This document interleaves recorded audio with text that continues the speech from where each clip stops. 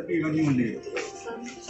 దానివ్వండి ఆవిడకి తీసేసి ఒక్కొక్క రూమ్ చేసి అంటే రూమ్ లో బెడ్ పెట్టాం సార్.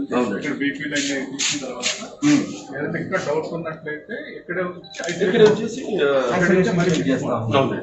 ఒకసారి ఫిజిషియన్ చూసిన తర్వాత కొంచెం డౌట్ గా ఉంది అంటే ఐసోలేషన్ వెళ్ళిపోతుంది. లేదు అనుకోండి మామూలుగా రొటీన్